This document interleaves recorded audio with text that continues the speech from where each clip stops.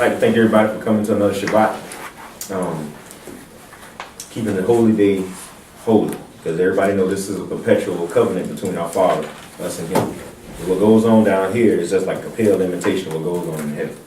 So before we get started, I'm going to let our brother right here open up prayer for us. Okay. Hallelujah. Thank you, Yah, for this day. Thank you for keeping us all close. Thank you for your love and for us to be on this day to give you the praises that you most humbly need. And thank you for just everything that you have done in our lives and that you are doing and that you will be doing in the future. As we as a people come back to you, Yah, I just pray that you will always stay with us in our hearts and strengthen us in our minds and our spirits, and that we will always know that you are with us no matter what happens in this world, and keep us close or keep us covered with your protection and your aura, and that your angels will always gather around us and keep us strengthened. And in your name we say, hallelujah. Amen. So be it. All right. Welcome again. Last week we were doing the study on how can you prove that you're an Israelite in the scriptures, right? Now, last week, like I brought up, you will be challenged on your identity, right? They will challenge you on your identity. Whereas with other people, they can come forward and just tell you, oh, I'm an Israelite, and everybody clapping and happy. But when the African American says that he's an actual descendant of Israelite, now there's an issue. You need to be able to explain who you are in scriptures. And I tell you this, when they challenge you, challenge them. Make them bring you scriptures. That's right. Do not take word of opinion. We've been taking opinion for centuries. That stuff is not going to fly anymore. That's right. The true masters of this book are coming back. That's right. All right? This is prophecy we live in, brothers and sisters, right now. All right? We're going to start off with, we can go back into the days of Noah. Everybody turn to Genesis. We're going to go to Genesis chapter, let's see, let's start on Genesis chapter 6. All right. Now, everybody's familiar with the flood story, correct?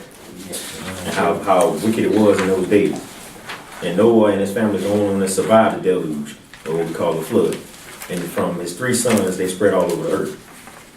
But I know a lot of people ask the question, well, what were they doing in the past to cause that flood in the first place? And I give you a short answer, we're doing the same thing now. You know, nobody's trying to follow the Father, nobody's trying to follow the actual truth. Everybody's just listening to something that makes them feel good, you know, from day to day, you know, I'm going to do this, I'm going to do that, you know, but nobody's giving our Father praise. So, we're going to start, Genesis chapter 6. We're going to start with reading that first chapter. Genesis 6, verse 1. And it came to pass, when men began to multiply on the face of the earth, and daughters were born unto them, that the sons of God saw the daughters of men that were fair, and they took the wives of all which they chose. And the Lord said, my spirit shall not always strive with man, for that he is also as flesh, yet his days shall be 120 years. There were giants in the earth in those days, and also after that, when the sons of God came in unto the daughters of men, and they bare children, to them the same became mighty men, which were of old, men of renown. And God saw that the wickedness of a man was great in the earth, and that every imagination of the thoughts of his heart was only evil continually. And it repented the Lord that he had made man on the earth, and it grieved him at his heart. And the Lord said, I will destroy man whom I have created from the face of the earth. All right. See that part right there? That evilness and the wickedness that was going on the planet at that time was so much to the point our Father regretted making us, and he was going to wipe us out. That's what happened in the past. Now, precept of that, we can go to Matthew chapter 24 and 38.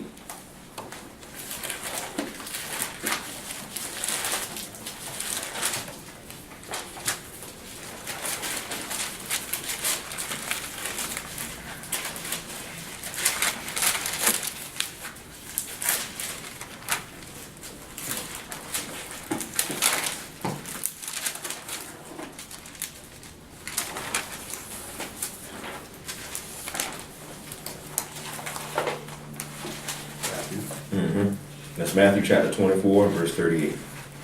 And this right here gives you more of an idea. Well, not so much an idea, but more of the vision, showing you exactly what they were doing. Mm-hmm.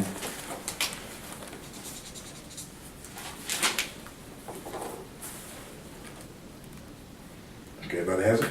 Okay. Matthew 24, verse 38. For as in the days that were before the flood, they were eating and drinking, marrying and giving in marriage, until the day that Noah entered into the ark. Mm-hmm. Until Noah entered into the ark, they were eating, drinking, marrying. Basically, everybody was just doing what they want to do. Nobody cared about the Most High. Nobody cared about commandments, statutes. They were doing whatever they wanted to do, whether it be killing, murdering, whatever. Kind of like today. Don't nobody care. Everybody doing their thing. We're doing the same thing. Marrying, getting married, drinking, eating, just whatever. Mm-hmm. Living for ourselves. All right? One more precept, Luke 17:27. And it backs up Matthew and Genesis.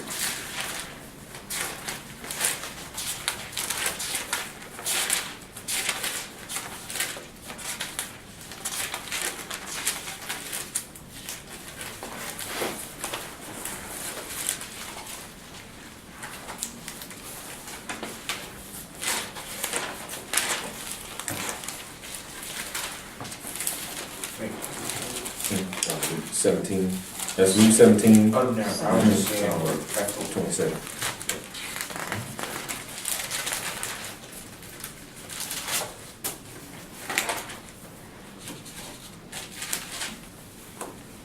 Everybody has it? Luke 17, verse 27. They did eat, they drank, they married wives, they were given in marriage until the day that Noah entered into the ark, and the flood came and destroyed them all. Mm-hmm. Now, think about the day, right? Everybody know that Messiah is coming back, right? Now, what happened in this day? They got a warning that a flood was coming, correct? Mm-hmm. And everybody still did their own thing. Mm-hmm. Now, as the Israelites, and we're going to prove that we are the Israelites, our job is to go out and be a light. We must warn people what's about to happen.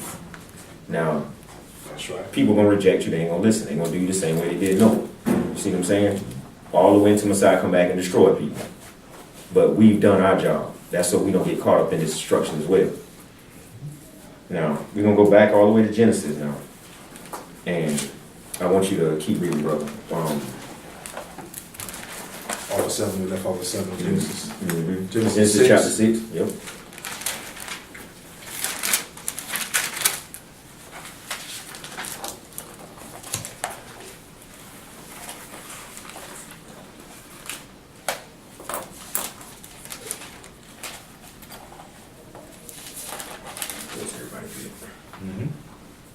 Okay. Genesis 6, verse 8. But Noah found grace in the eyes of the Lord. These are the generations of Noah. Noah was a just man and perfect in his generation. And Noah walked with God. And Noah begot 3 sons, Shem, Ham, and Japheth. Mm-hmm. The earth also was corrupt before God, and the earth was filled with violence. And God looked upon the earth, and behold, it was corrupt.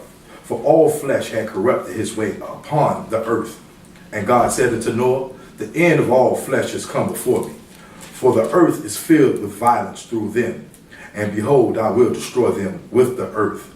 Make thee an ark of gopher wood. Room shalt thou make in the ark, and shall pitch it within and without with pitch. And this is the fashion which thou shalt make it of. The length of the ark shall be 300 cubits, the breadth of it 50 cubits, and the height of it 30 cubits. A window shalt thou make to the ark, and in a cubit shalt thou finish it above.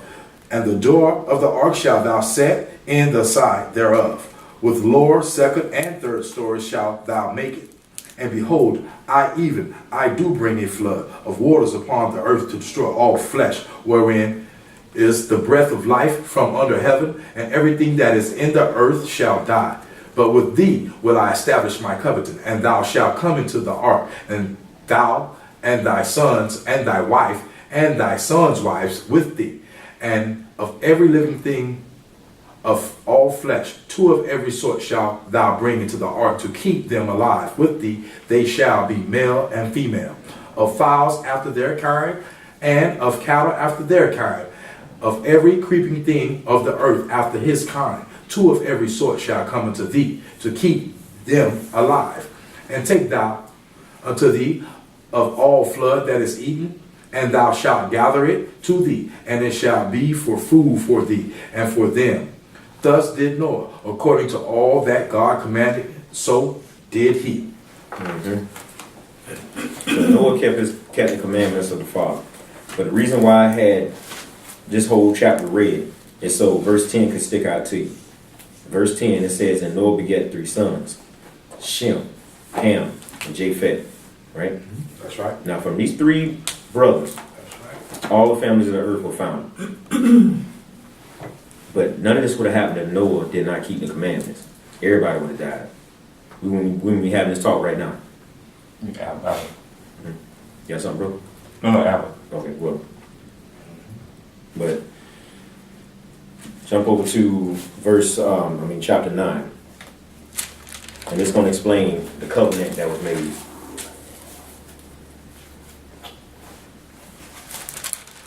And the reason why I'm taking this slow is so when someone do ask you, you can easily go back and you're going to trace your lineage. Because we all have to understand something. And I points in the past that I brought out. The Bible is not religious. And I keep saying that, and I cannot stress that enough. There's nothing religious about the Bible. The Bible is a history book. This is our culture. This is where we come from. Praise, oh praise. Everybody always have something to say, oh, my forefathers this, my forefathers that. And then the so-called African Americans or whatever, African descent. What do we say? We just sit there and just look like, well, where we come from? Why is it a big mystery? Why is everybody hiding this from us? When you ask a question, nobody can ever ask. Nobody can never answer it. For one, I'm tired of it. I want to know the truth. You know pain. But the truth is, the truth been in front of us our entire lives. All right. Chapter 9, brother. Genesis 9, verse 1. Everybody has it? And God blessed Noah and his sons and said unto them, be fruitful and multiply and replenish the earth. And the fear of you and the dread of you shall be upon every breast of the earth, and upon every fowl of the air, upon all that moveth upon the earth, and upon all the fishes of the sea. Into your hand are they delivered. Every moving thing that liveth shall be meat for you. Even as the green herb have I given on you all things. But flesh with the life thereof, which is the blood thereof, shall ye not eat. And surely your blood of your lives will I require. At the hand of every beast will I require it. And at the hand of man, at the hand of every man's brother will I require the life of man. Whoso sheddeth man's blood, by man shall his blood be shed. For in the image of God made he man. And you, be ye fruitful and multiply. Bring forth abundantly in the earth and multiply therein. And God spake unto Noah and to his sons with him, saying, and I behold, I establish my covenant with you and with your seed after you, and with every living creature that is with you, of the fowl of the cattle, and of every beast of the earth with you, from all that go out of the ark to every beast of the earth. And I will establish my covenant with you. Neither shall all flesh be cut off any more by the waters of a flood. Neither shall there any more be a flood to destroy the earth. And God said, this is the token of the covenant which I make between me and you and every living creature that is with you for perpetual generations. I do set my bow in the cloud, and it shall be for a token of a covenant between me and the earth. And it shall come to pass when I bring a cloud over the earth that the bow shall be seen in the cloud. And I will remember my covenant which is between me and you and every living creature of all flesh. And the water shall no more become a flood to destroy all flesh. And the bow shall be in the cloud. And I will look upon it, that I may remember the everlasting covenant between God and every living creature of all flesh that is upon the earth. And God said unto Noah, this is the token of the covenant which I have established between me and all flesh that is upon the earth. And the sons of Noah that went forth of the ark were Shem, Ham, and Japheth. And Ham is the father of Canaan. These are the 3 sons of Noah, and of them was the whole earth overspread. And Noah began to be an husband, and he planted a vineyard, and he drank of the wine, and was drunken, and he was uncovered within his tent. And Ham, the father of the Canaan, saw the nakedness of his father, and told his 2 brethren without. And Shem and Japheth took a garment, and laid it upon both their shoulders, and went backward, covered the nakedness of their father, and their faces were backward. And they saw not their father nakedness. And Noah awoke from his wine, and knew what his younger son had done unto him. And he cursed be Canaan. A servant of servants shall he be unto his brethren. And he blessed be the Lord God of Shem, and Canaan shall be his servant. God shall enlarge Japheth, and he shall dwell in the tents of Shem, and Canaan shall be his servant. And Noah lived after the flood 350 years. And all the days of Noah were 950 years, and he died. Alright. Perfect. Now, the reason why I had chapter 9 read, and last week I brought up about the rainbow.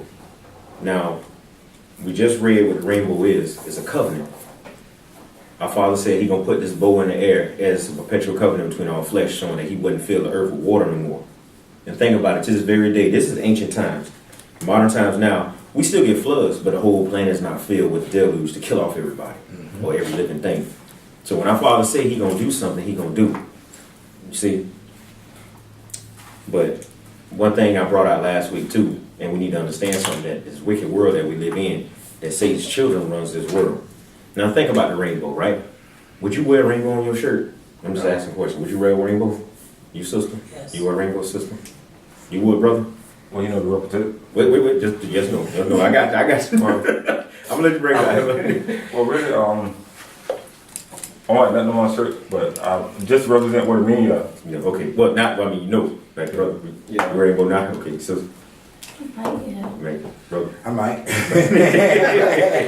will. I will. Everything for our Father is the covenant. That's what it really means. Yeah. This was that they took it and crisscrossed.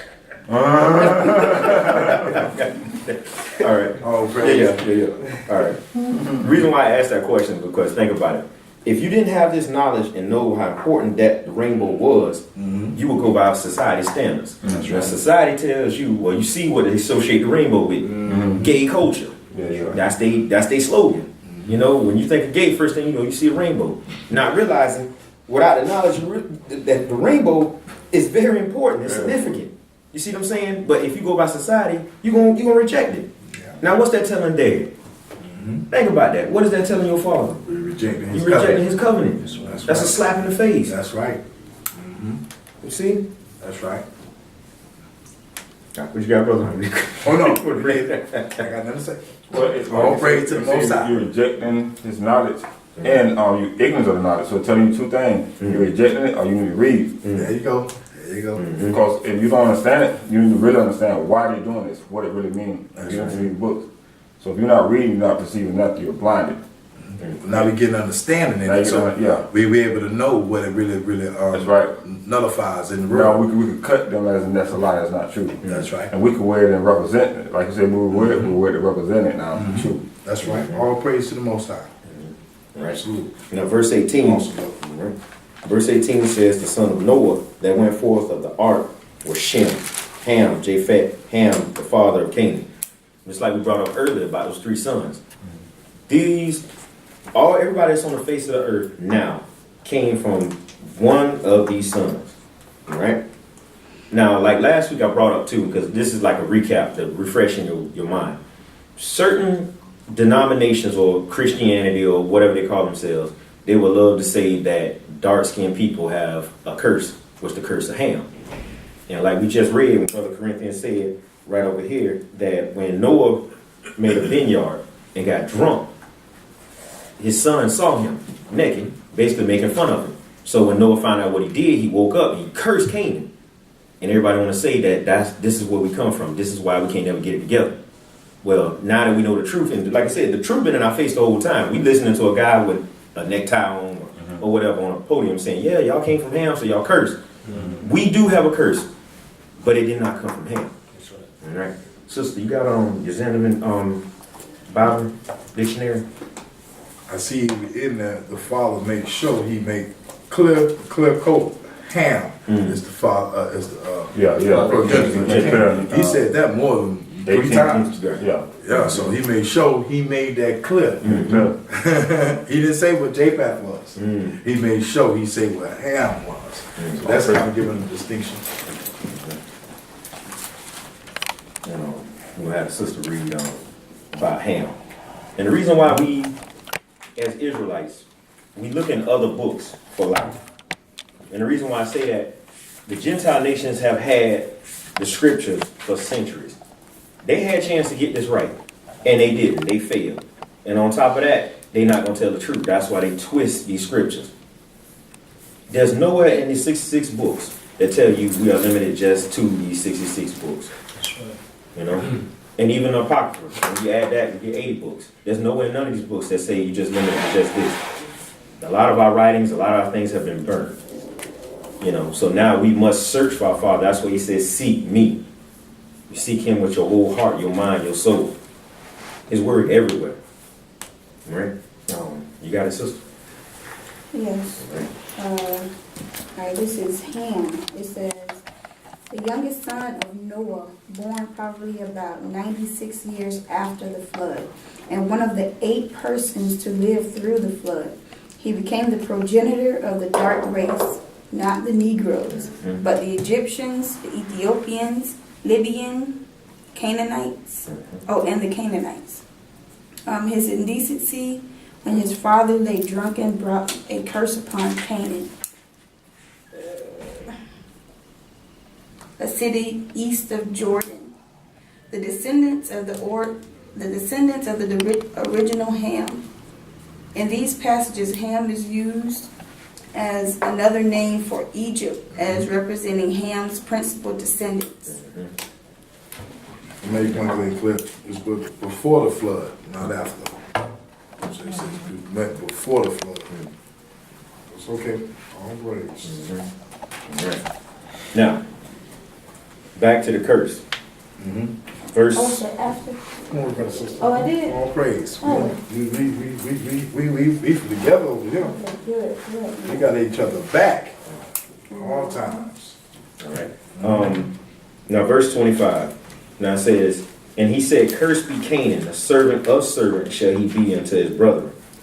Now, see, when you read stuff like that, and you know that Ham was the father of dark people, right? So the first thing you're going to think is servant of servants. Well, one of them people, that's why they was enslaved. That's why they was in chains, because they cursed the Ham. That's the first thing they're going to say, and they're going to just rub it in. They're going to just beat you down with it. But if you don't take the time to read this, you don't take the time to pray to the Father, ask for the Holy Spirit, get the spirit of discernment, you will be lost. And you will be walking around here your whole life thinking that you garbage. All right? Brother, read 26 through 27.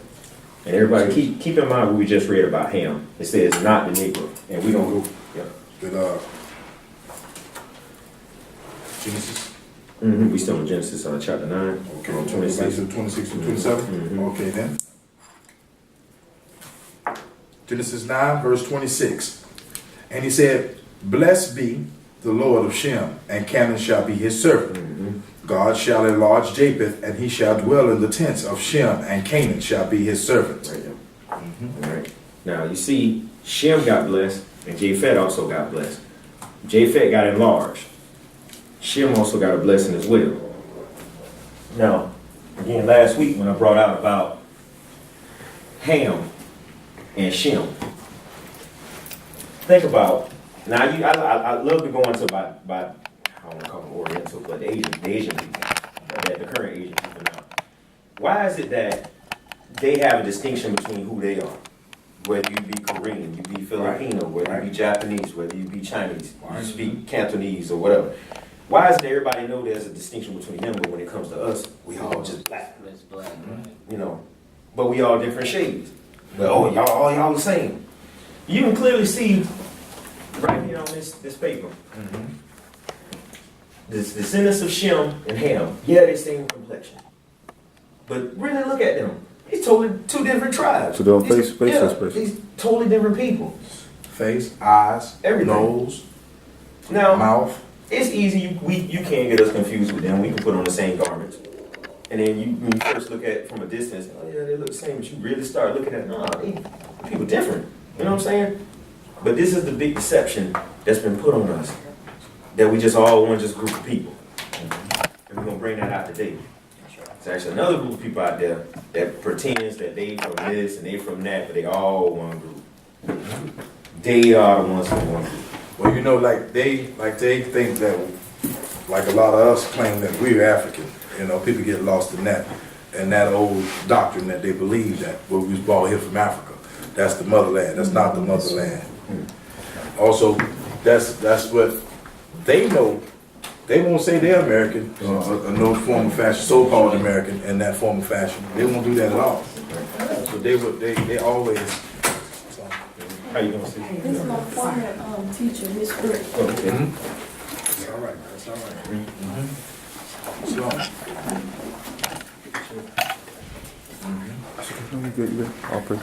but you call one of them black, they gonna let you know what they are. Yeah. Well, and that's the thing about when we talk about people that's from the actual continent of Africa. Now think about it. Now everybody wants to say black is beautiful. This is very true. But think about it. Why is it that when you ask somebody from Africa where you from, the first thing they'll say, well, I'm from Kenya. You don't say I'm African, I'm Kenyan. You know, I'm from Ghana. That's right. They say where they come, but then you ask us, well, I'm African American. We come from two continents. You know, and that's again, I ask this question: where do we come from? I want to know where we come from. I want answers. Well, everybody else know where they come from. Why is this big mystery? And then when I claim something, everybody gets mad. Well, why are you mad? Just because I say who I am. I don't have any military backing. I don't have any financial support. I don't have an embassy I can go to. So why is everybody so angry and mad because I say that I'm Hebrew or I'm an Israelite? Bro. You know, there's something else I've noticed about us is that the fact that once they say we're African American, and they say black, they always go back to Africa. And the first thing, for some reason, the African Americans grab to is Egypt. It's the first thing, and they don't say, "Oh, I'm from Liberia" or "I'm from Zaire," or no, Egypt. And then they bring out this whole, you know, I'm a king and you know all this and that, but they don't go back to the simple standpoint that if you look at, like I said again, if you look at the map and exactly what a slave coast was in Nigeria, and understand how us as Hebrews traveled into the land and came from that top part. We didn't just settle in Egypt, we settled all over. Right. And then we came into that part when they took us was from Nigeria. Right. Spread us all out. But again, for some reason, we always come, oh, Egypt. You know, That's true. But, Yeah. And I asked that question too. You know, I'm like, why were we in bondage in the first place? Why were we chained up? We had to come from somewhere to be chained up in the first place. You know, sister, we on. Oh, you got it. Sorry about that.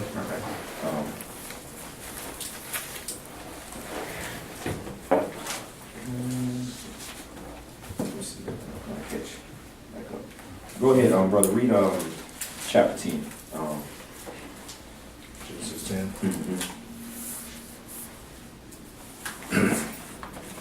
But that Genesis 10, verse 1. Now these are the generations of the sons of Noah, Shem, Ham, and Japheth. And unto them were sons born after the flood, the sons of Japheth, Humar, and Magog, Madai, and Javan, and Tubal, and Meshech, and Tyrus, and the sons of Gomer, and Ashkenaz, and the Repath, and the Togarmah, and the sons of Javan, and Elishah, and the Tarshish, Kittim, and the Dunaman. By these were the isles of the Gentiles divided in their lands, everyone after his tongue, after their families, in their nations. And the sons of... Okay. All right. This is the line of Japheth. Again, Noah had 3 sons. You had Shem, Ham, and Japheth.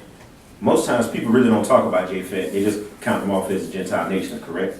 Right. And usually it's just left down to Shem because everybody knows Shem is the seed of promise. So, again, I'm trying to catch you up, sis, on everything. It's open table too. If you, She's been doing a great job. You good? okay. But I'm saying anytime if you want to interject, you can. You can just, hey, Thank where you. y'all get this from? Okay. Again, this is the Gentile nations with Japheth, right? Japheth was also increased, what we just read earlier. Verse 6, brother. Verse 6. Genesis 10, verse 6. And this right here is more of a breakdown of Ham's seed line. And the sons of Ham, Cush, and Mizraim, and Put, and Canaan. And the sons of Cush, Seba, and Havilah, and Sabata, and Ramamah. Right. And, okay. Anybody know what the word Mizraim means? Bondage. Mizraim? Egypt. Egypt. Yeah, Egypt. Mizraim makes Yep. sense. Ancient Egypt is Mizraim. Mizraim. Mm-hmm. Original name. The people that's in Egypt right now are not the ancient Mizraim. These people are mixed. The ancient people in Egypt. Terry Hurst, will you please come to the second floor? Terry Hurst, please come to the second floor. The ancient Mizraim people are dark-skinned people. Okay? And this happened all over the entire planet. A lot of people have been mixed. Okay?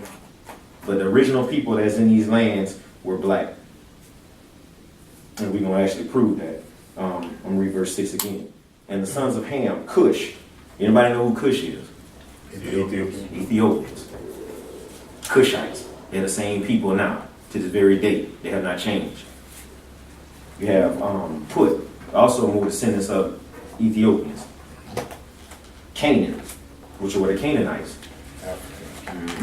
All these are Hamites, or Hamitic people. They are not our people. We did not descend from them. Alright? Keep reading, brother, all the way down. We start at 8, and go back to 7. Yeah, start back over at verse 1 and read all the way down now to 9. 9. You like hearing me talk these words. That's what it is. That's what I'm trying to do, brother. Now these are the generations. Oh, Genesis 10, verse 1. Now these are the generations of the sons of Noah, Shem, Ham, and Japheth. And unto them were sons born after the flood. The sons of Japheth, Gumar, and Magog, and Madai, and Javan, and Tubal, and Meshech, and Tyrus. And the sons of Gomer, Ashkenaz, and Rebapath. Hold on. See that word right there?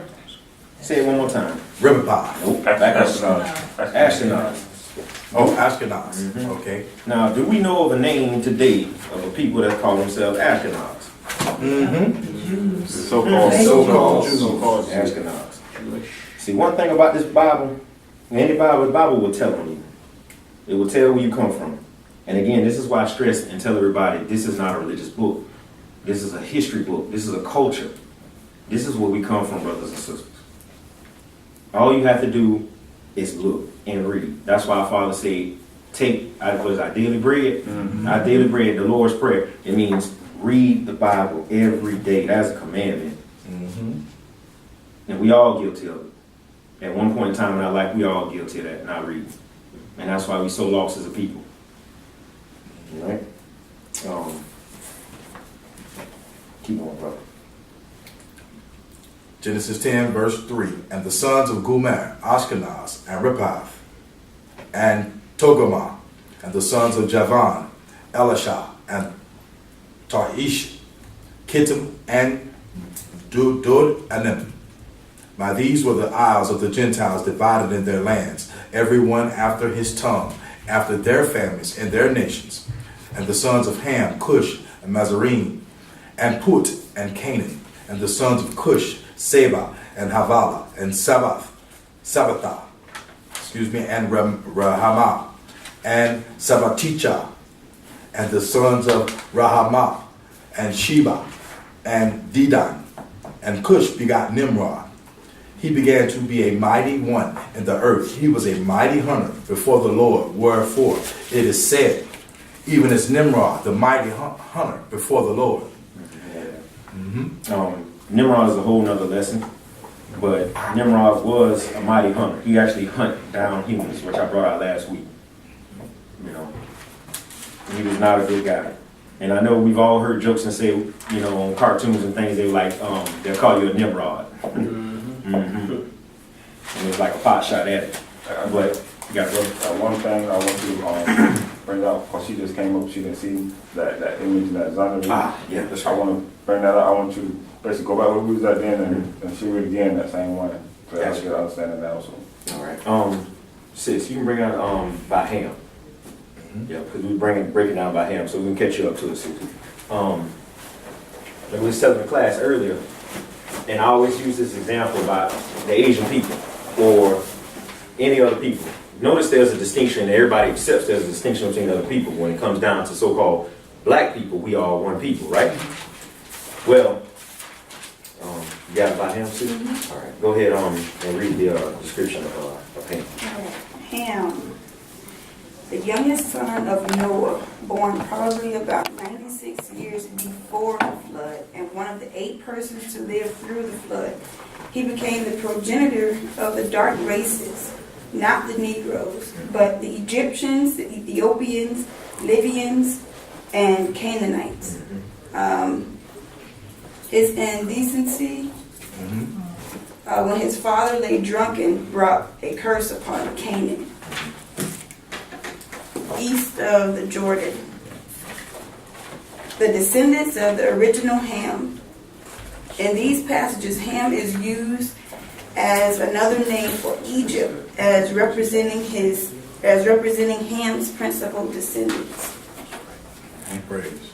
Right. And like we was explaining earlier, yeah. Now, if you see on that description right there, they look similar, don't they? Kind of, sort of. And like I was bringing out earlier, if you put them with the same clothes on from a distance, yeah, we kind of look similar. But we're not the same people. You see what I'm saying? And today I'm going to bring that out. How if the ancient Egyptians were black, like we all know, right? And by default, that makes the Hebrews black. And I'm going to bring that out. Because, like I said, for years, I couldn't wrap my head around it. I'm looking at the people in the land now, Israel, and I'm like, well, how did it get light complected? Something's not adding up. You know, and I'm gonna prove this with scripture than just word of mouth. All right. Let's move on. We'll drop down to verse 22 of Genesis, chapter 10. I'm not going to read all of it. We'll just read some of it. This is Shem's line, right?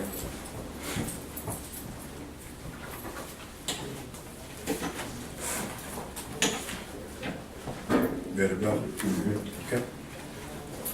Genesis 10, verse 22. The children of Shem, Elam, and Ashur, and Apraxah, and Lud, and Aram. And the children of Aram, Uz, and Hul, and Gadah, and Mash. And Aprax begot Salah, and Selah begot Eber. And unto Eber were born 2 sons. The name of one was Peleg, for in his days was the earth divided, and his brother's name was Joktan. And Joktan begot Alamadad, and Shilip, and Hazarimith, and Jerah. You said right there. Okay. I said we don't try to tackle all the names, but when you read verse 30, 31, it said, "These are the sons of Shem after their families and their tongues and the lands of their nations." And it's a long genealogy, but these 3 men are from everyone on this entire planet descended from. And I know right now it kind of seems kind of confusion, but you have to take your time and read over and study, and you can trace exactly where you come from. Trace your lineage. Trace your lineage. Study to show thyself approved. Approved. Right. Now, we're going to go into chapter 11. The thing is, we want to figure out, I'm sorry, sis, what you got? 25, where it says, for in his days the earth was divided. What is that? Where were you at? Chapter 25. 10? Chapter 10. It says, unto Eber were born 2 sons. The name of one Peleg, and in his days with the earth divided, and the brother's name was Jotan.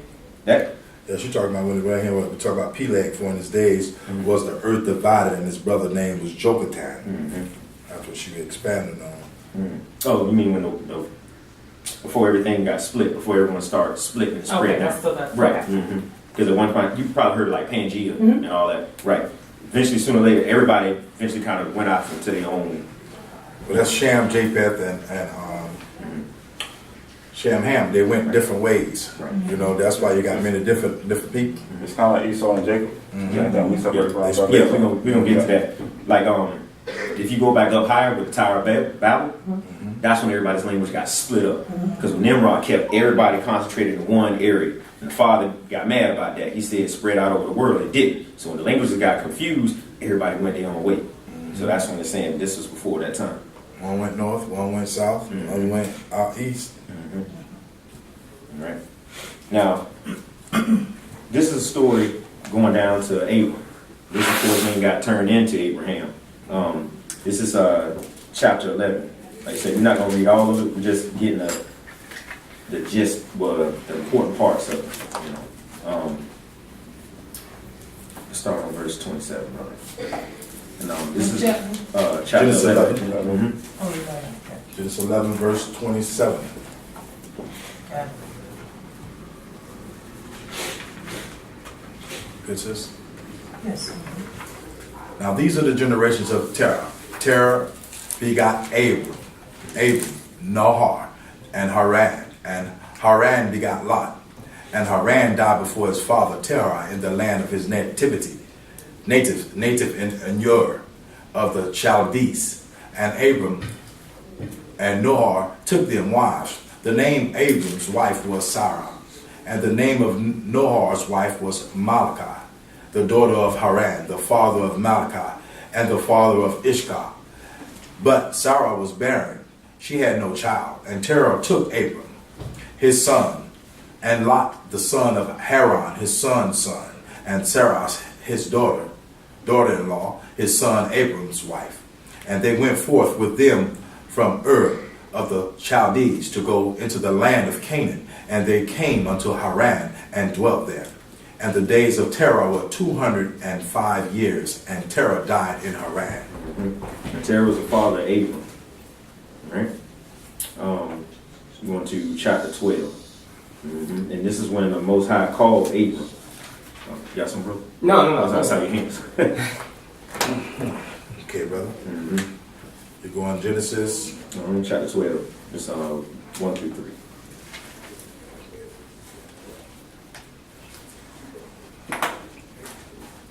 Genesis 12, chapter. Chapter 1. It was 1 through 3, but we're going all the way down to verse 5.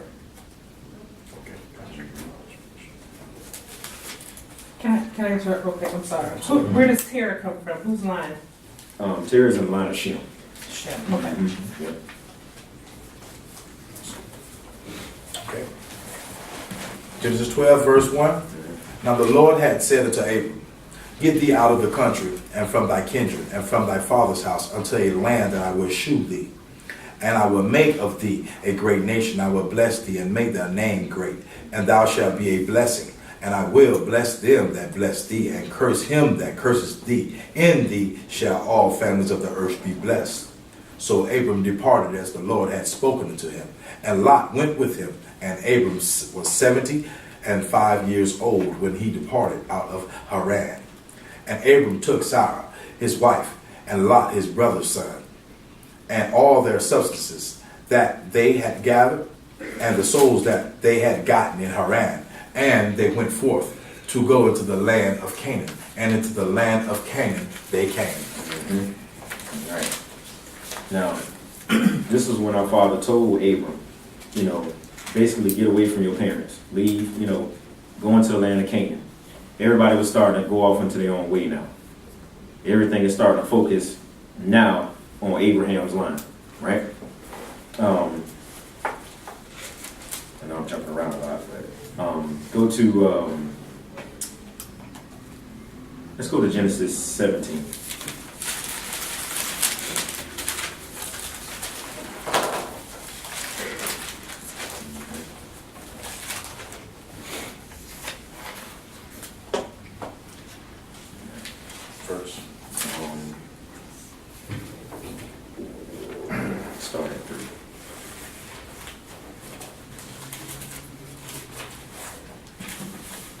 Everybody got it? Genesis 17, verse 3. And this is when Abram's name is getting ready to get changed. Right? But this part, I need to bring this part out before. Bless you. Good nephew. That's on paper. I just want paper too. Yeah.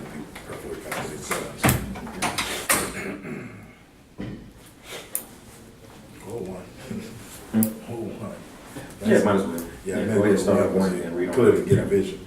Okay, Genesis 17, verse 1. And when Abram was 90 years old and 9, the Lord appeared to Abram and said unto him, I am the Almighty God. Walk before me and be thou perfect. And I will make my covenant between me and thee, and will multiply thee exceedingly. And Abram fell on his face, and God talked with him, saying, As for me, behold, my covenant is with thee, and thou shalt be a father of many nations.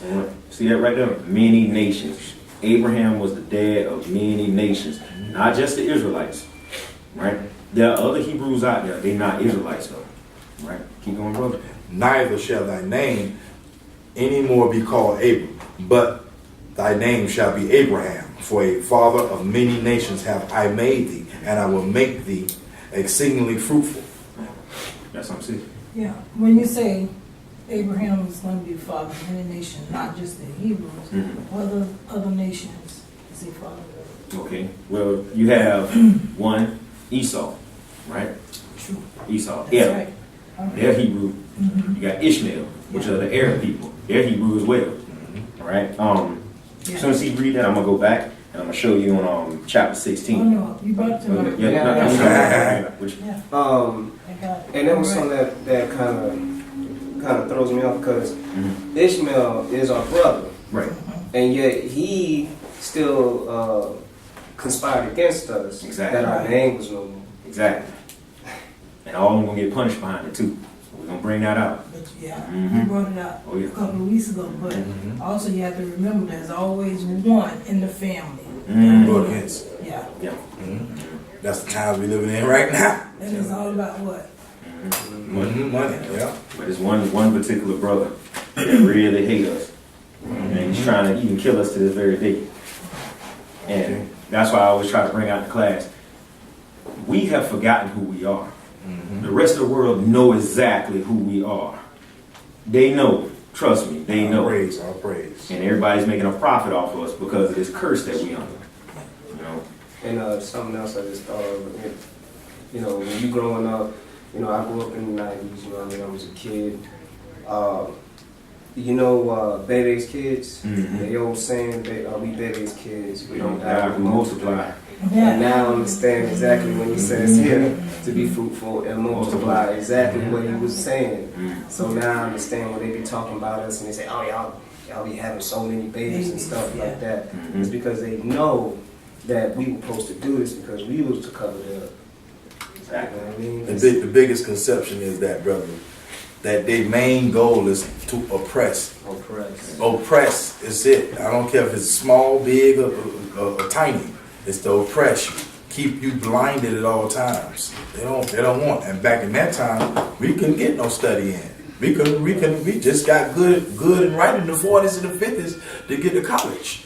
And it was like profound, like so big that you went to college at that time because you was able to go there and read. People couldn't be able to read because we couldn't read. Also, if you think about it, like we got a gun shop, a liquor store in every corner, plus we got abortion clinics. And you think about how you have, white folks out there telling us that it's wrong not to abort them. You see what I'm saying? We should be out there with them. We should be out there with them because that's the neighborhood that we're in, and we know for a fact that they're trying to kill us so that we don't have a generation no more. You see what I'm saying? But what we do when we drive by, look at these fools out there, all that protesting, blah, blah, blah. You see what I'm saying? But we should be the ones out there. Well, you need to go back to the time and tell God tell you to love all vengeance is His. You gotta understand. They did a lot to us, brother, too. They used to take us and feed our babies to alligators. Yeah. You understand what I'm saying? So forth is that. I mean, they got those buildings there for certain many different reasons, which I let God decide what to do with that concept. You know what I'm saying? Because you never know, it could be rape, it could be something forced upon somebody or something that, you know, but never know killing is good. Exactly. But you gotta let God do his business, just like you talk about with give Caesar's what Caesar's and God with God. You gotta learn how to do that, because we here to do one job, and that's to let it be known, to warn our people, show them their transgressions. That's the task I'm here to do. That's the task that we need to stay on. So whatever else comes from that there, he gonna figure it out. We got to do the work. Wait, does that mean that we stand a blind eye to the injustices that happen to our people? I don't think it's no blind eye. I would never stand a blind eye. I mean, I can agree with the brother to go and be protest, but for right now, what our mission is, we just trying to get there. You know? Because if you think about it too, Knowledge. like I That's said, right. they be out there. That's right. And then, you know, they're doing their thing or whatnot, and we drive by, it's all crazy. But remember this, if we was to step out there, we would have a whole line of ride gear. Let me give you my What did I scenario. miss though? Cause I don't understand what I was talking about. So. Oh, you just but I was saying about the abortion. Yeah. See, I would have dot my I's and cross my T's while we doing this here. Our camp is we were getting built up. That's my mindset. You know, like you want to jump ahead of somebody tell you something to do, and you want to jump in front of God, and you ain't let God deal with them first. We got to deal with what we got, and I don't want to be jumping ahead and making forth, putting other stuff. Well, we want to do His work. Get our study in. That's why we just stay organized, prioritize, and dot our I's and cross our T's. And then we get up. We say, study to show thyself approved. We get all this in us. We'll know what to do and how to do it from Him. You know what I'm saying? We got a lot of big dreams, but we have to do the small steps in order to get to the big dream first, to know what we need to do. Let me bring up a point. What you asked, sister. Now, back when I was in the world and I didn't understand, and I, heard about Black Lives Matters and, all this stuff, you see things on TV. You can't help but notice when you look at our people, you're like, man, what's wrong with them, man? Why they not getting together? And I was explaining to my nephew too. Now this is when I woke up and I finally got understanding. Once you understand who you are in these scriptures and you understand the other nations that's confederate against you and why they're doing the things they're doing, everything starts to make sense. Ask yourself this, right? Christ called the children of Israel sheep, correct?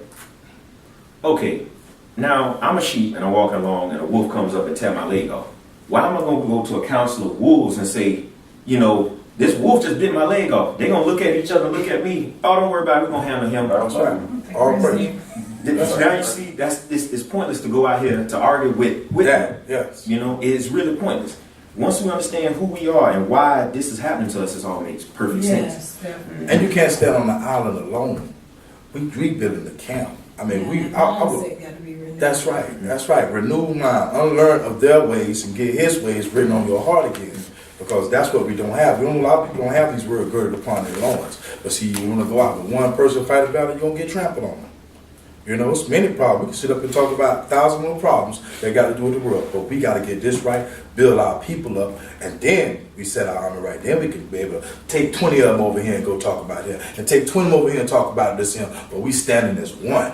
And then on the same accord.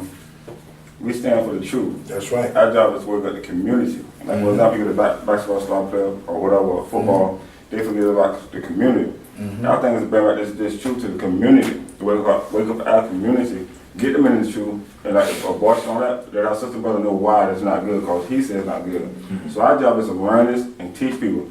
We go out every day and feed people food, worldly food, but they need this food. Spiritual food. So therefore, our job is to bring this spiritual food to them, to wake us up and bring us from out of bondage, because Jesus said, my yoke is light, learn of me. So how can He here to take that yoke up off our neck, that old yoke that our enemy gave us, and give us His yoke? And we could be converted from all those lies He taught us. Everything that, and you gotta realize, it's not our fight, it's His fight. Right. So we're not going out with swords, guns, and shooting at this and that. We're not battling. Our job is not to battle. Our battle is this word. This word is our battle axe. This word is the sword that's going to correct us and them, and bring people into this truth and get it right with Him. Because most Israelites that you hear, they teach with hate. Yeah. See, this is not racism. What we're doing is we bringing truth out and showing what happens. Satan's children have touched everything. And I can't stress this enough. They've touched the Bible. They've touched different books. Everything. If you don't have the Holy Spirit and you try to read through this stuff, you're going to be like, man, that don't add up. That don't add up. I'm throwing all this stuff out and I'm going to do things my way. Satan don't care. His job is to make sure you do not That's what he serve want to him. do. The blind. That's what he want to do. And to throw you off course to have you something else. I want to edify this word and bring this truth out so we can, like I say, it's about building our brothers. Go out here and teaching our brothers, showing them their transgression, their sins, so then we can build up. We'll have something. We don't own nothing. And the key to our name is DOC, Defenders of Commandment. We're That's right. Commandment. We don't go like Christians, we don't go out with other camps, we don't go out the way He sent us out. Philippians 1:1. Philippians 1. This is our logo that we stand on according to this camp that we have. Let me bring that out, brother. Yeah, that's just something to show everybody that this is what we stand for. You don't see how every camp goes. Camps is I'm about going to read the whole themselves. thing, too. A camp is about themselves. A camp is about, oh, we're not going to feed the homeless, we're not going to feed nobody, we're not part of our camp. A church is like, well, somebody family died. They're like, well, did they go to the church? All that. We don't want to be like that. We want to support everybody. If somebody lives in the city, we want to help your family, even though they're part of us or not. That's what we're trying to do. That's what we're trying to establish. You got it, brother. Yes, sister, I got it. Philippians 1 and read the whole thing. That's what we stand for. This is what we stand for. And after this one, we got to get back to Yeah. Abraham because we're going to explain exactly who we are and where we come from. All praise. Yeah. All praise. Philippians 1. You got it. God, that he said, I'm listening to it. You love to do a lot of things, but you can't be, you just can't be an island of one person on the island by yourself. You can't help nobody. And it's not educational knowledge either. Mm-hmm. The only thing gonna stand is what? The word. The word, the Most High, is what's in us. He worked through everybody. He worked everybody through this book. And what they came to much avail by working in His will. 27 years in Christianity. Mm-hmm. And I ain't learned nothing. That's right. Me neither. My name Corinthian James sermons. Tell you. All praise. Absolutely. I didn't want to cut you off, but I didn't want to bring out what we stand for. What we stand for. Pray. I'll pray. Okay. Philippians 1 verse 1. And this is what we stand on. Paul, Timothy, the servants of Jesus Christ, to all the saints in Christ, Jesus which are Philippi, with the bishops and deacons in that word, but you know where we stand. I say, grace be unto you and peace from God our Father and from the Lord Jesus Christ. I thank my God upon every remembrance of you, always in every prayer of mine for you all, making requests with joy for your fellowship in the gospel from the first day until now, being confident of this very thing, that he which hath begun a good work in you will perform it unto the day of Jesus Christ. And you know what it means? Yahweh and Yeshua. That's the normal names. Just keep it right. Even as it is meet for me to think this of you all, because I have you in my heart, and so as much as both in my bonds and in the defense and confirmation of the gospel, ye all are partakers of my grace. For God is my record. My record, how greatly I long after you in all in the bowels of Jesus Christ. And this I pray, that your love may abound yet more and more in knowledge and in all judgment, that ye may approve things that are excellent, that ye may be sincere and without offense to the day of Christ, being filled with the fruits of righteousness, which are by Jesus Christ unto the glory and praise of God. But I would ye should understand, brethren, that the things which happen unto me have fallen out rather unto the furtherance of the gospel, so that my bonds in Christ are manifest in all the palaces and in all the other places. And many of the brethren in the Lord, waxing confident by my bonds, are much more bold to speak the word without fear. Some indeed preach Christ, even of envy and strife, and some also of goodwill. The one preached Christ of contention, and not sincerely, supposing to add affliction to my bonds, but the other of love, knowing that I am set for the defense of the gospel. The defense of the gospel. That's what defense of the That's right. of the But then, now, withstanding every way, whether in pretense or in truth, Christ is preached, and I therein do rejoice, ye and will rejoice, for I know that this shall turn to my salvation through your prayer and the supply of the Spirit of Yahshua Christ, according to my earnest expectations and my hope, that in nothing I shall be ashamed, but that with all boldness as always, so now also Christ shall be magnified in my body, whether it be by life or by death. For to me to live is Christ, and to die is gain. But I live in the flesh. This is the fruit of my labor. Yet what I shall choose, I won't not.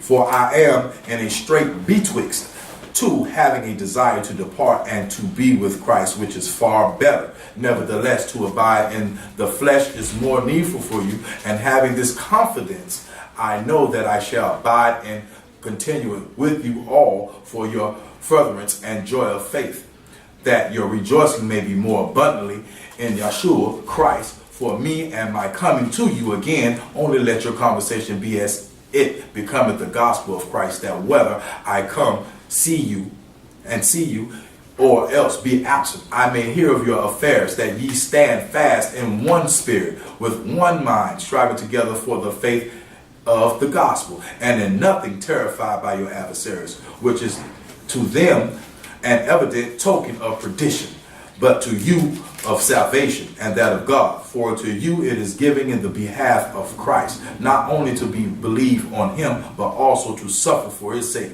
having the same conflict which he saw in me, and now here to be in me. That's deep. All praise to the Most High. That's deep. 27 say a lot too about the conversation. Yes, that's it. what we're Yes. about in correcting what All he said praise. we're supposed to do. All right. Let's get back on subject. Everybody know Abraham is Hebrew, correct? Let's bring it out of scripture. Turn back to Genesis 14:13.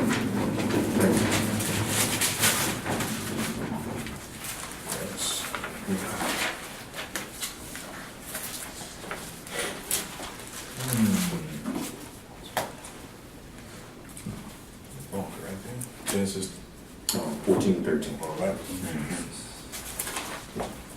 And that's why we try to let the Bible speak for itself, whether it's just me just saying. Genesis 13, verse Chapter 14:13. 14.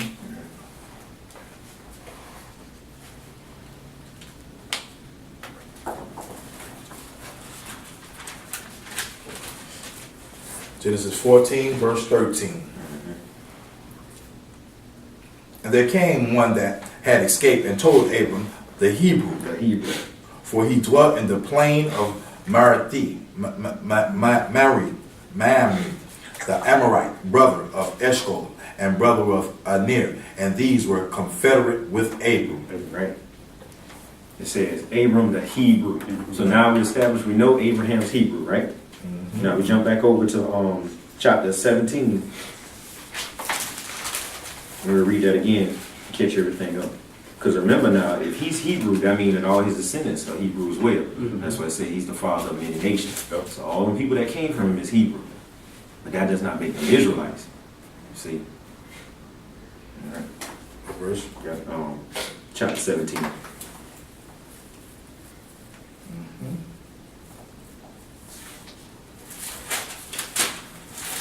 Genesis 17, verse 1. Verse 1. Over down 8.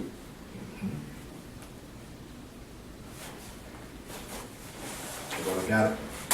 All praise. And when Abram was, Genesis 17, verse 1, and when Abram was 90 years old and 9, the Lord appeared to Abram and said unto him, I am the Almighty God. Walk before me and be thou perfect, and I will make my covenant between me and thee, and will multiply thee exceedingly. And Abram fell on his face, And God talked with him, saying, As for me, behold, my covenant is with thee, and thou shalt be a father of many nations. Neither shall thy name any more be called Abram, but by thy name shall be Abram, for a father of many nations have I made thee. And I will make thee exceedingly fruitful, and I will make nations of thee, and kings shall come out of thee. And I will establish my covenant between me and thee, and thy seed after thee in their generations, for an everlasting covenant, to be a God unto thee, and thy seed after thee. And I will give unto thee and thy seed after thee the land wherein thou art a stranger, all the land of Canaan, for an everlasting possession, and I will be their God. And God said unto Abram, Thou shalt keep my covenant, therefore thou and thy seed after thee in their generations. Okay. All right. That's just to reestablish that Abraham is Hebrew, right? That's right. Now, chapter 16, right? This is one of the nations that came from him, that we all familiar with today. And these people still they almost act like us, except they Muslim. They dress like our women supposed to dress. Their men still carry their beards. And they also mix. All right? Okay. Yeah. So what's up? Keep on. Chapter 16.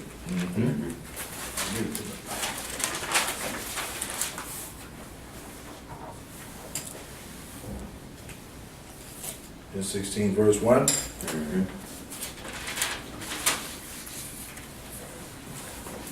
Genesis 16, verse 1. Now Sarah, Abram's wife, bare him no children, and she had an handmaid, and an Egyptian whose name... Egyptian. And remember, like I said, Egyptians are black, correct? Keep going, brother. An Egyptian whose name was Hagar.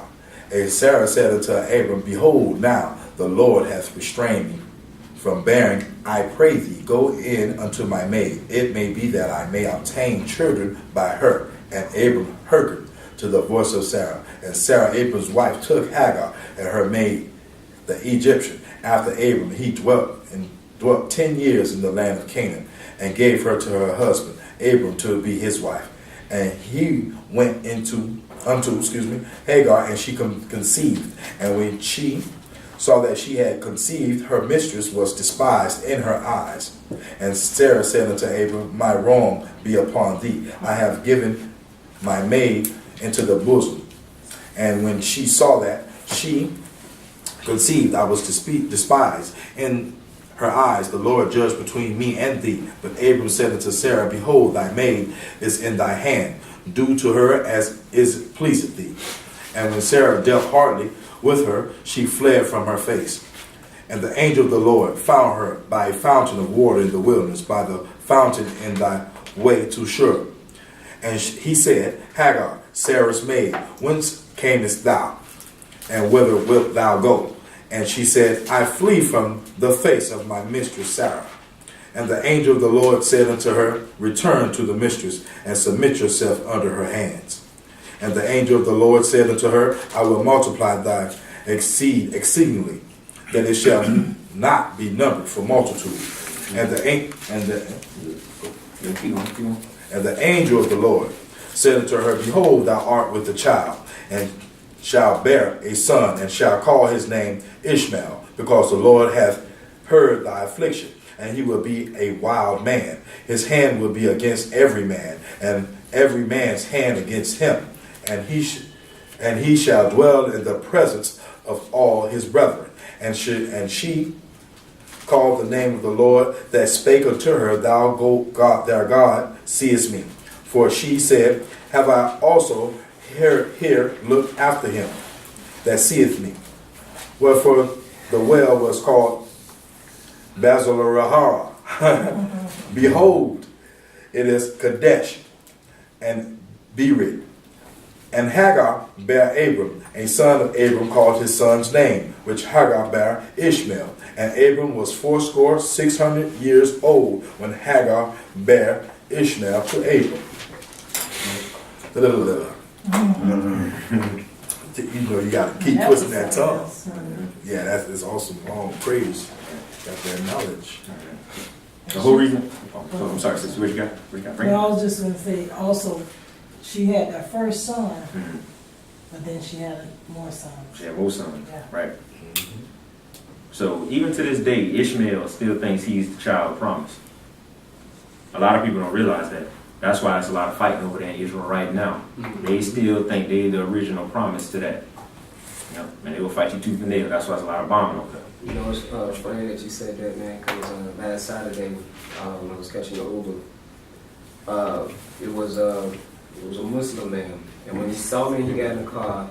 He said, "Ashama alaikum." And I looked at him and I said, "Shalom, brother." And he looked back at me and he said, "Oh, you Hebrew?" And I said, "Yeah." He said, "Hey, listen, man. It's good. I don't get many Hebrews, man. I saw by your beard. I thought you was Muslim, man." I said, "No, man. I'm not carrying my beard because I'm Hebrew." And you know, he got to talking with me. He basically was saying that, you know, listen, you guys are the children.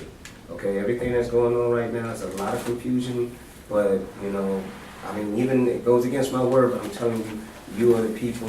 Your book is on point. You know, and I believe what it is that he's coming out of being a Muslim. You know what I mean? So I just thought that was funny, man. You know, you just hit on that about Ishmael, man. You gotta realize where Muslim come from. The Arabs. It was them. That's what Muslim came from. That was given to us. A lot of the Jews followed that. How you say it? First four books. The Torah. Torah, first five. And the first 5 books of Torah. So they gave them that. They twisted all that around. The Israelite.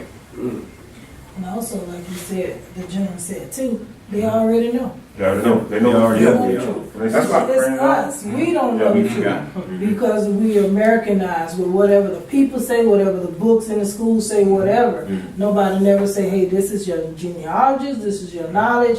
This is where you come from." Because nobody calls us Hebrews. That's right. Nobody tell us who we are. And We they just go in the was a world part system. of oppressing us too. Yeah. That's It's like, not to cut you think about it, right? Let's say you don't went to college, correct? You got all these degrees, master's degrees, and what's the first thing somebody say? You uneducated, you unlearned. You know why they call you uneducated? Because you ain't read this, you don't know who you are. Right. You have every degree on the planet. If you don't know who you are, how you gonna build? Where you going? You limited. You limited. right. You That's limited. right. But I'm gonna say something to bad with that. They can talk about you went to what they call school. What they call Yeah. yeah, all that knowledge ain't nothing if you ain't got this word. And even though, let me tell you something. Show me one person here. And what they go for minister school? What they call it? Oh, what they call minister school? What they call it? What called what? Start with S. Seminary school. School. Show me one in here that went to seminary school. None. You can't find it. Egypt, not Egypt. What's that? Eschatology. Uh-huh. That's what they study. You can't find now one of these in this book. Now one of these people didn't go to school for that. It was taught by somebody else. God ordained you. The Holy Spirit. What's the only way? Man, you learn man ways. That's why Yes. all the churches defile. You got Acts 17:24 where he tell you he do not dwell. That's why it's important to get this meat, this food, and eat this. You don't graduate once you get to him. Yeah, you're right. He said once you begin this here, you start knowing knowledge. This is what teaching. And something that was, and like I told Corinthian earlier, you gotta remember, man. We in the United States of America, but when you think about it, we in the USA. We are still under Satan's authority. That's right. You know. I was deep. I don't like slogans, but I'll go with that one. But that's in the word. I know it is, but I'm just saying how you say USA. Oh, that That part, sister. That part, sister. Yes. I was gonna wait to bring this out, but since we're already here, go to Genesis chapter 15. Because I need to start touching on the point. We start narrowing this down to who we really are. I'm just right now. I'm showing you the biblical names of the people that's confederate against us, and then I'll bring out eventually who they are in modern time. Because you will be surprised who's actually kin to us, and you will laugh. And you look at these people and you're like, wow, man, that's why they had this hate. This is why they can't stand us. You know? Everybody is. Yeah. And I'm sorry. You good, bro? Bring it up. You know how you were just saying about like the Chinese and Japanese? Exactly. Remember, like you said, see, everything started with black. Yeah. Okay? Even they were black at one point. At one point, yeah. You know what I mean? Yeah. And a lot of people forget that. Mhm. You know what I mean? But when you take it back and you look at it, man. When I realized Esau, which is Edomite, which is white man, isn't even born yet. So every scripture you gave so far, Esau is not even born yet. That's So right. everybody's like from Noah, Shem, and Japheth, everybody's dark skin. And Adam himself, Adam, he dig right. that dirt. You know what I mean? You don't see no white dirt. Well, you know? Adam, the word Adam, it means earth. Earth means dirt, which is black, dark brown. That's We what try to say. Adam means. There was some say That's ruddy. the word that's But what color is ruddy? Right. Think about it. Now, I'm gonna ask what color is ruddy, sis? It's Brown. Brown. Brown. It's a dirty brown. Everybody agree? What's the word? Ruddy. Ruddy. What color you think ruddy is? Rusty. Yeah. What color is ruddy? Brown, but brass. Like Yeah, that. rusty Like brown. that brown Georgia mud brown, yeah. No. See, and some say that Adam, that Adam was ruddy. The German dictionary got in there. Yeah. The earth means earth. Somebody want to bring that out? Presented in the dictionary on ruddy. Ruddy. Yep. And again, this is not racist, because the first thing It's not. Satan and his children would say, "Oh, you guys are being racist." That's so you don't dig out the truth. They This can't ain't got nothing to do oppressed. with racism. That's right. No, it ain't got nothing to do with it. Well, you know the truth is racism, but people don't know. Bring it out. Bring it up. It's good. Forces. Rudiments. Rudiments. That's rudiments. And you know, like racism, you know, 5'10". it's funny. 5'10". It's not funny, but when you think about it, those that were racist against us, the Rudiments. minute I got your you. back is See against it. the wall and you Time fight mission back, glasses. they counteract and say, you're being racist. Right. So now all of a sudden we say in our minds, Absolutely. I'm not trying to be racist. Mm. But when in the beginning were you racist? Think about You see? this way. When the racists really hit the fan, when they start murdering us, that's when racists, when they start killing us, hanging us on trees, that's when racists really got a hand. Because racists were never in the Bible. Everybody was a nation of people. It was all nation. But when they created slavery, it was a different type of slavery. Because the Bible type of slavery was love. The world slavery is hate, murder, and kill. Racist is murder, steal, kill. So they changed what the Bible says into racism and slavery and changed to their type of slavery. Hate, that's what they gave us. The Bible don't give us that. Now, I mean, think about how this whole America now, when you think about racism, how is it, I'm still trying to figure out black people were racist. You see what I'm saying? It doesn't make any sense. And another thing, when you think about it, when all the slavery was happening, okay, and they changed this book around, they started telling us Jesus is coming, and oh, Jesus doesn't like y'all, and you know, all this stuff. Remember, they said Jesus would come back. Well, he did come back. But for them, he came back as a slave ship. There is a slave ship called Jesus. Yes, yes. You see what I'm saying? So it is when you really think and you start digging and you get it, you gotta come back here. And then when they talk, every time they say they were speaking about their own heart, they know he don't like them. But I realized That's because they read it. when they gave us Jesus, they gave us his Jesus of them. That's Blind his blood Jesus, that's not the true Jesus. Our Jesus, Yahshua, which is a Hebrew, which is a Name. dark skinned man. praise Revelation to the 1, Most High. 13, All 14, praise to the 15 Most High. describes him. That's the record that was given us. That's a record. So record means you recorded Recorded something. Yes, yes. That means this Bible It's is all our through him. record. It is And that all record through of him. blonde hair, blue eyes is not true. The Word word alone. record. So that's why they gave us that J, they added that J code. J was never an alphabet. Now listen to W. So they added those slides, they changed our Lord, Savior to what they created for us as followers. Not that you Well, call let the Bible. me bring out something. Let me bring out something that I know most camps won't bring out. If we had kept the commandments in the first place, we would not be in this Still situation. they. That's right. So Still ultimately, only people we got to blame is our forefathers. Right. That was our ancestors' fault. And again, I'm gonna bring this out of scripture. I want you to see that. This was their fault. They brought this on us. However, and I cannot stress this enough, the people that's above us, they have a judgment coming. Do not get this twisted. The Father is just. People have to answer for what they done. Due recompense. Exactly. And you know, if I may add, also, you know, that's why, you know, we must train our children, and this is why I brought my daughter, because she wanted to experience what I was getting into when I started teaching them. And it's just as it says, train your child up in the way they should go, and they should not depart. This is when I say, Livia, what's the name of the Father? Yeah. What's the name of the Son? Yeshua. And what are we? Israelite.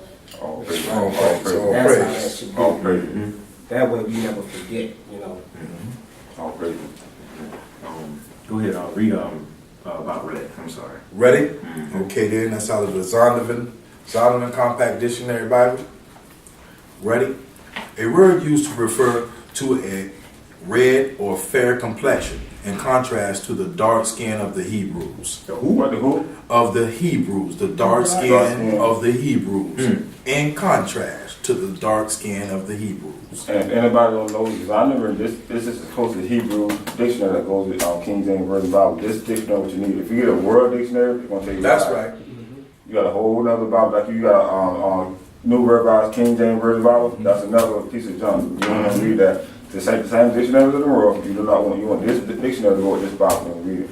If you don't have this, you're always gonna get led astray. Because the Merriam and the Webster gonna throw you Y'all gonna off. throw you off. They're gonna tell you lies. It's about his story, his way. Their history. And then those Bibles change every day according to Right. whatever slang. Whatever slang they That's change. all right, sister. Whatever new command they got. They add so many words every so often. Yes, new words. That's right. Genesis 15. Let's go ahead and get this out. Stop beating around the bush. We need to get this. Get on to it. Let's Back where we on. Genesis 15. 15. Start at verse 12. And read all the way down to 14. All praise. Everybody has it? All praise. All praise. Genesis 15, verse 12. Now, before you start on that, brothers and sisters, how long have we been in this land? But Almost 400 years. Almost about 400 years, right? Since 1619, well, us people, but our other brothers, the Gad tribe and the Reuben and the Seminole, the Indians, Native American brothers, so-called Native Americans, they've been here a little bit longer. But for us, yes, until like around about 1619. And it'll be 400 years in 2019. All right, go ahead, read that. Okay? That's Genesis chapter 15, 12 through 14. Genesis 15, verse 12. And when the sun was going down, a deep sleep fell upon Abram, and lo, a horror of great darkness fell upon him. And he said unto Abram, now know of surety that thy seed shall be a stranger in a land that is not theirs, and shall serve them, and they shall afflict them 400 years. And also that nation whom they shall serve will I judge, and afterward shall they come out with great substance. Wow. Right. All praise. Give me color for this one. The reason why I had that red is because that's a prophecy that's supposed to take place in the future. All praise. Now, if you want to look further, we can jump all the way to Acts and go to chapter 7. This is Paul talking about the same thing. Right? Now, Paul never met Abraham, obviously. There's centuries in between. He never met him. So, Acts 7, I believe it's 6. Yeah. Acts 7? Acts chapter 7, 6 and 7.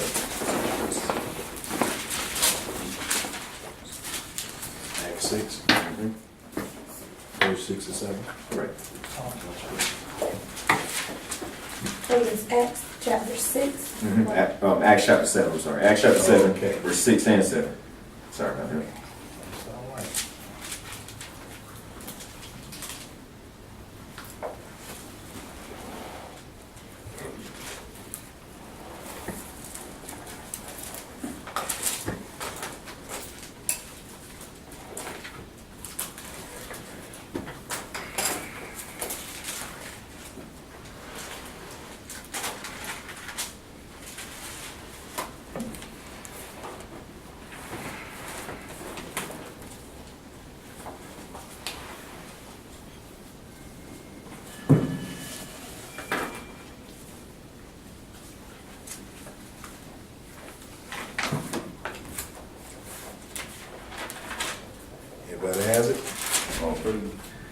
Acts 7, verse 6 and 7.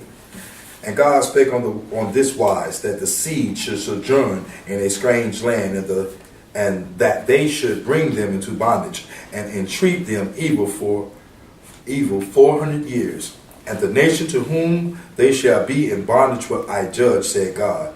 And after that shall they come forth and serve me in this place. 400 years. Now think about it. We have not received any reparations. How long we've been here? Think about how many times we've been promised what? Acres on a mule, right? 50 acres and a mule.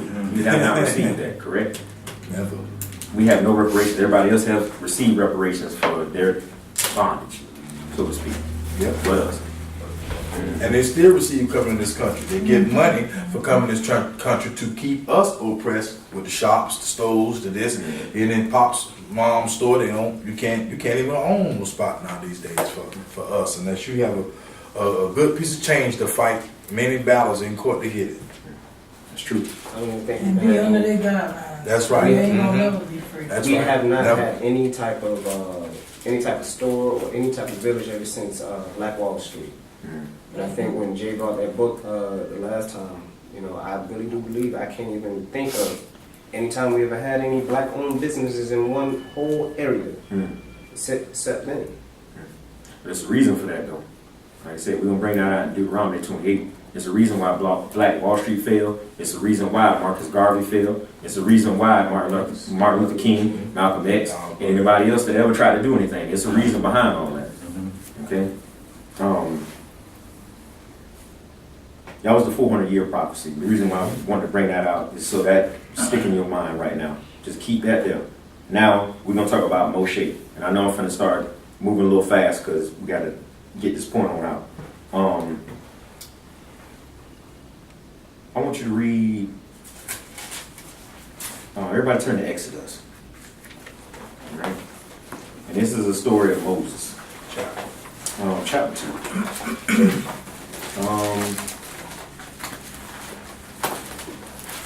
Let's read verse 12. Exodus chapter 2. Exodus chapter 2. We're going to start at verse 12. And we're going to read all the way down to 19.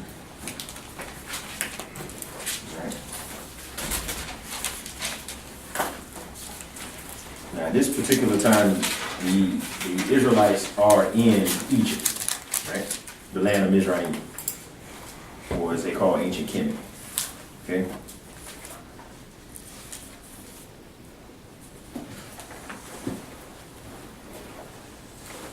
Okay, everybody has it?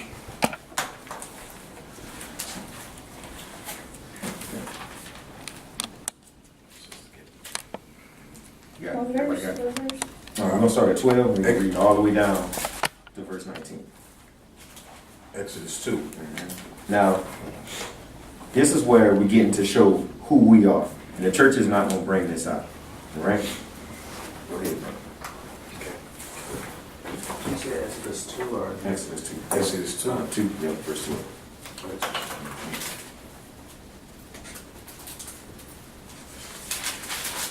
Okay. And Exodus 2, verse 12. And he looked this way and that way.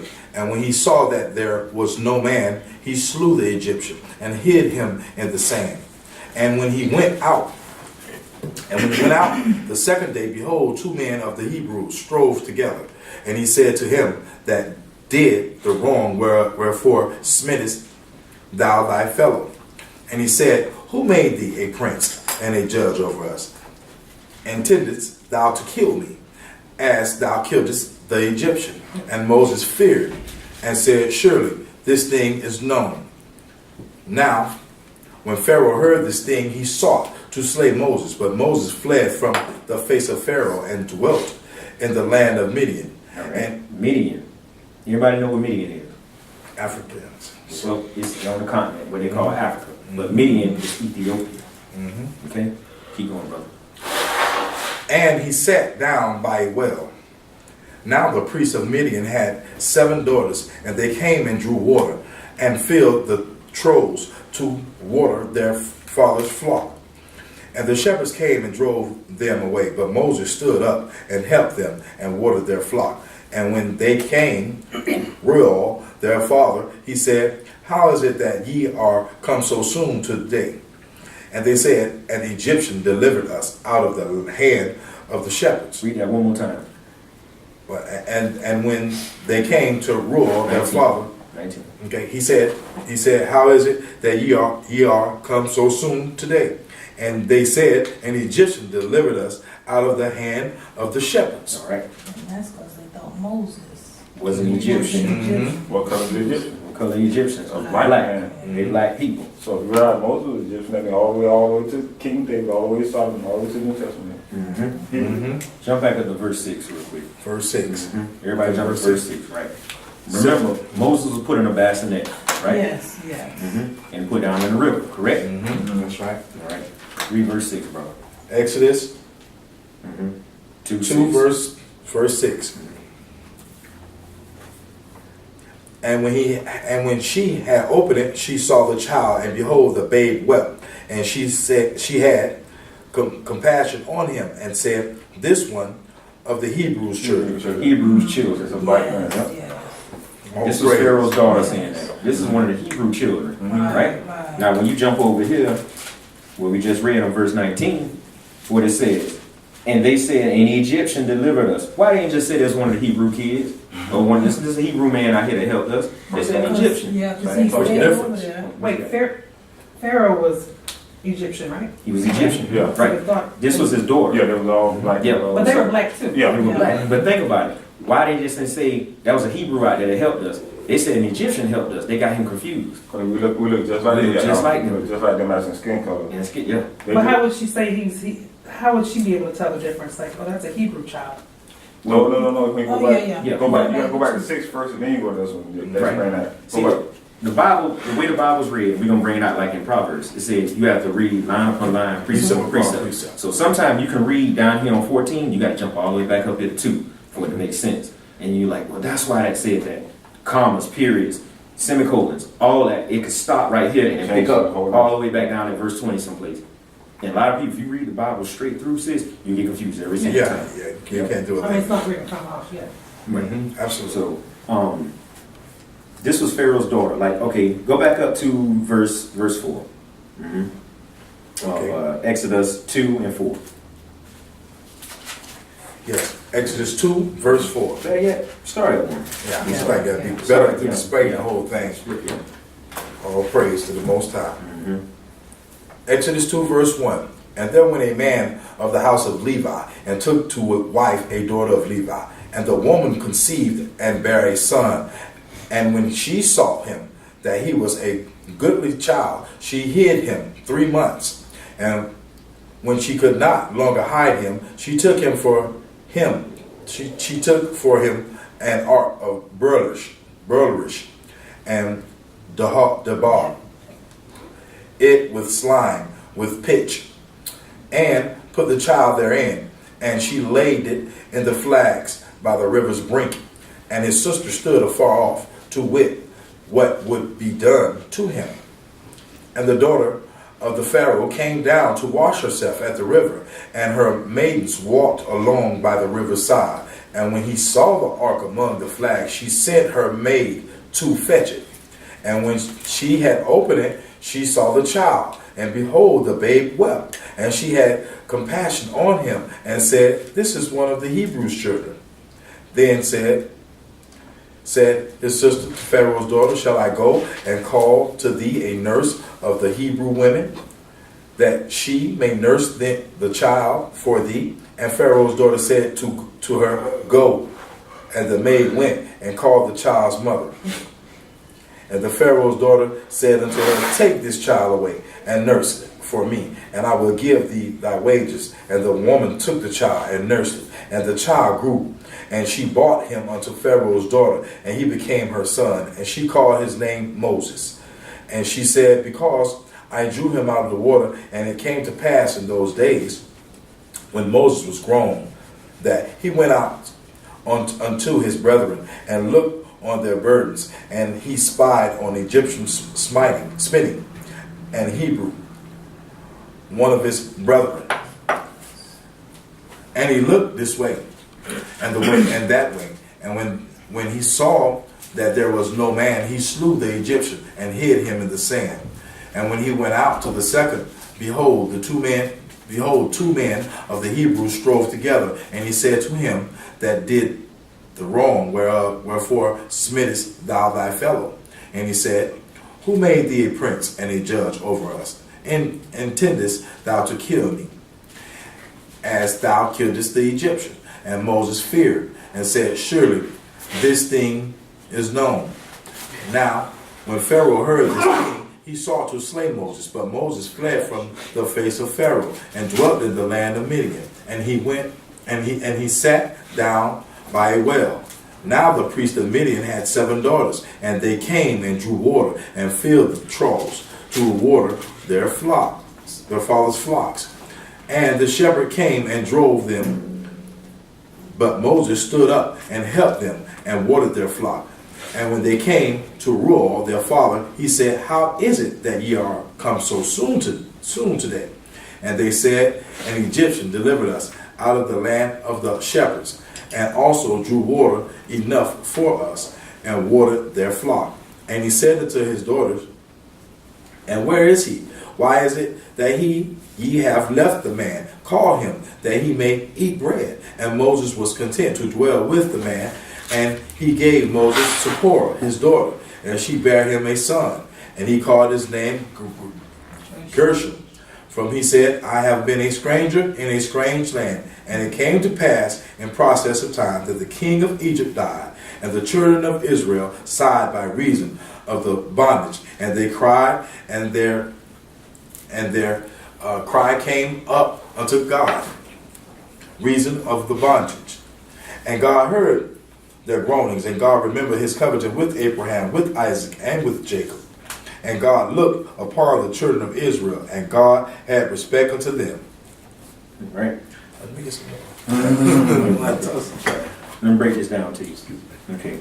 Now, one, Moses got confused as an Egyptian, correct? And we established he was a Hebrew, right? Now, look on verse 22, right? Now, we've all heard this story. They said, well, Moses married a black woman, right? We've all heard that, correct? Read verse 22. Check this out. And she bare him a son. He married Zipporah, one of the daughters of Midian, correct? Oh, gotcha. Right? And she bare him a son and called his name Gershom. For he said, I have been a stranger in a strange land.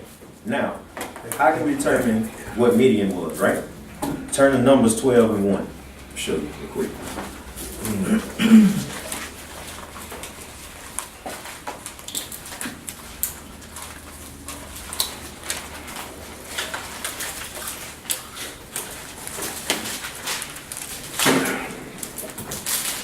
Thank you, sister. You're looking at water in the faucet out there. I forgot. That's what y'all will. Numbers 12 and 1. Yeah, but Numbers chapter 12, verse 1. Because again, we've all heard that story, and you even seen a picture, and it showed like a white Moses or Moshe, and then you have a black woman sitting right here, and they supposed to be married. And remember, Aaron and Miriam got mad, and that's what they say. That's why she got cursed. Yeah. But let's find out exactly what Midian was, right? The nation, well, the country of Midian, right? One. Yeah. Numbers 12:1. Numbers 12, verse 1. And Miriam and Aaron spake against Moses because of the Ethiopian woman whom he had married. For he had married an Ethiopian woman. And they said, hath the Lord indeed spoken only by Moses? Hath he not spoken also by us? And the Lord heard it. Now the man Moses was very meek above all the men which were upon the face of the earth. And the Lord spake suddenly unto Moses, and unto Aaron, and unto Miriam, come out ye three unto the tabernacle of the congregation. And they three came out. And the Lord came down in the pillar of the cloud, and stood in the door of the tabernacle, and called Aaron and Miriam, and they both came forth.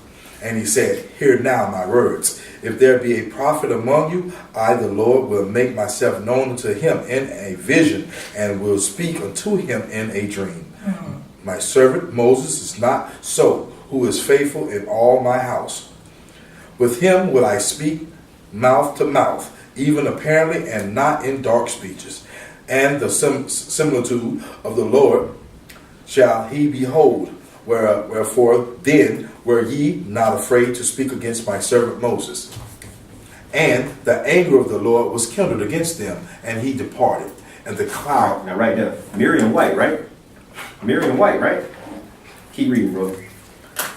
Wait, say that again? Is Miriam Aaron and Moses' sister, correct?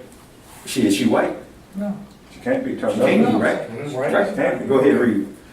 And the anger of the Lord was kindled against them, and he departed. And the cloud departed from off the tabernacle, and behold, Miriam became leprous, white as snow.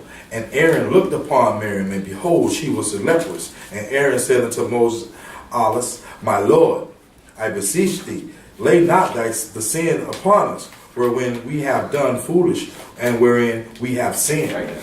All right.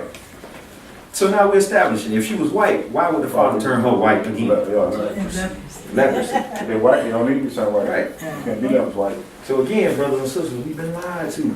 All praises to the Most High. Also, You know, I actually wanted to add, I was going to wait till you got done with that, but when you think about this, man, you look through this book, man, you got Moses, you got Joseph, you got Yahushua HaMashiach, the one that the so-called Jesus Christ, Right. and you also got Paul. That's right. Each one of these people were mistaken As at an a Egyptian. point as an Egyptian. That is so crazy. Yeah. But the truth been in our face this entire time.